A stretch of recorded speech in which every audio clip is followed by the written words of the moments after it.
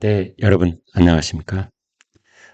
딸 이름으로 사기 대출을 받아서 강남에 아파트를 샀다는 의혹을 받아온 양문석 더불어민주당 의원. 지역구가 경기도 안산입니다. 안산 갑. 어제 항소심에서도 의원직 상실형을 선고받았습니다.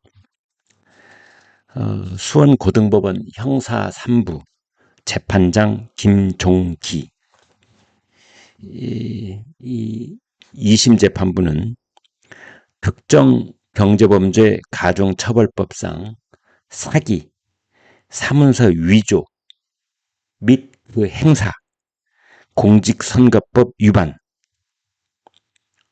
이란 이 항소심 선고 공판에서 검찰 그리고 양문석 의원 양쪽의 항소를 모두 기각하고 징역형의 집행유예를 선고한 원심 판결을 그대로 유지를 했습니다. 그러면 앞서서 1심 재판부는 어떤 판결을 내렸었느냐?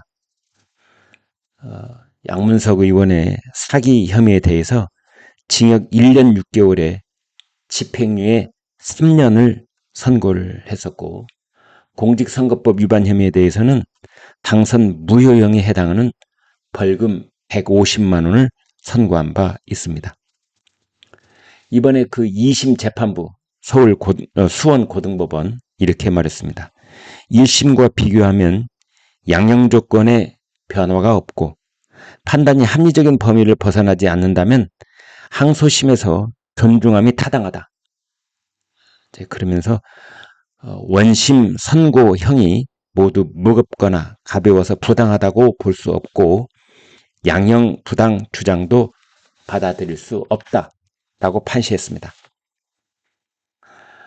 여러분 뭐 다 잘 알고 계시겠지만 기억을 좀 되살리기 위해서 몇 말씀 도와드리면 지금부터 4년 전인 2021년 4월 당시 이 대학생이었던 딸의 이름을 빌려서 대구에 있는 수성 새마을금고에서 11억 원을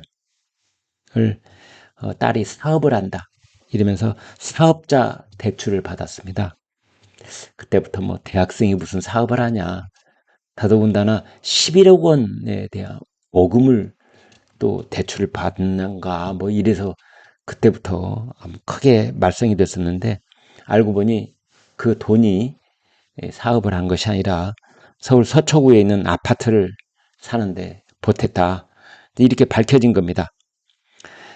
또한 이 사업자 대출을 받는 과정에서 새마을금고를 속이려고 거래 명세서 등 증빙 서류를 위조를 해서 제출한 그런 혐의도 받고 있었습니다. 그래서 사기 혐의, 그 다음에 서문서 위조 및 행사 혐의 이제 적용이 돼서 작년 9월 25일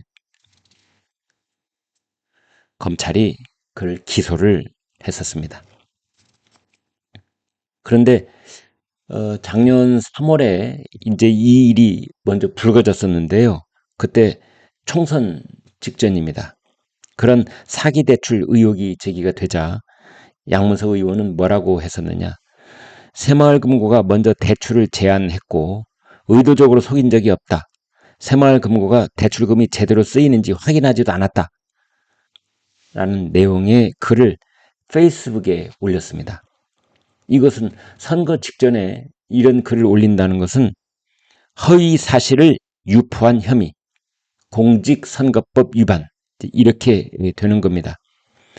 또 양문석 의원은 총선 후보자 등록 과정에서 서초구 아파트의 가격을 실거래가, 그러니까 그때 31억 2천만 원이었는데 그 실거래 가격을 이제 써내도록 되어 있는데 등록할 때 그것을 공시가격 21억 5,600만 원으로 써낸 혐의, 이건 역시 공직선거법 위반입니다. 이제 양문석 의원은 재판 과정에서 이 모두가 나는 모르는 일이고 아내가 했던 일이다. 그래서 양 의원은 대출 과정을 상세하게 알지 못한다. 변호인들이 이렇게 주장을 했습니다. 재산 축소 신고 혐의는 인정하지만 허위사실 공표는 고의가 없었다. 또 이런 말도 했었는데요. 재판부는 인정하지 않았습니다. 1심 재판부는 양 의원이 주택 대출금 상환을 위해 새마을 금고를 속이고 딸 명의로 사업자 대출을 받은 사실을 모두 인정을 했습니다. 또 양문석 의원이 선거 직전에 페이스북에 올린 것, 그 글을 올린 것에 대해서도 단순한 억울함 토로를 넘어서서 객관적 사실과 맞지 않는 허위 사실이 담겨 있다.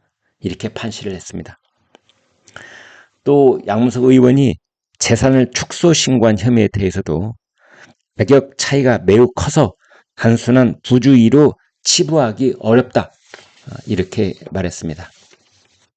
자, 이런 것들에 대해서 2심 재판부 역시 그 같은 판단을 그대로 유지를 하면서 원심 판결은 정당하다라고 했습니다. 또 같은 혐의로 기소가 된 양문석 의원의 아내 서모 씨에 대해서도 징역 2년에 집행유예 3년형을 선고한 1심 판결을 위지를 했습니다. 판결이 확정이 되면은 양문석 의원은 당연히 의원직을 탈당합니다. 지금 우리나라 현행법은 국회의원이 금고 이상의 형이 확정되거나 공직선거법 위반 혐의로 벌금 100만 원 이상 받으면 의원직을 상실하도록 되어 있습니다. 한 가지 덧붙이고 싶은 말씀이 있습니다. 당선 무효형이라고 하는 것은 그 국회의원의 당선이 무효다 라는 뜻이거든요. 그러면은 돈배지를 다는 것부터가 잘못됐다 라는 뜻입니다. 당선 무효형이라는 건 그런 뜻 아닙니까? 그렇다면 당선 무효형, 그러니까 선거를 치르고 당선 무효형이 확정되는 날까지 현역 의원으로서 받았던 세비, 이건 당연히 국고로 반납해야 된다고 저는 생각을 합니다. 그리고 당선 무효형이 되면 그 사람이 선거를 치르면서 받았던 국가로부터의 보조금, 정당으로부터의 보조금, 이런 것도 반납해야 된다고 저는 봅니다. 여러분, 여기까지 하겠습니다. 좋아요, 구독 부탁드립니다. 여러분 고맙습니다.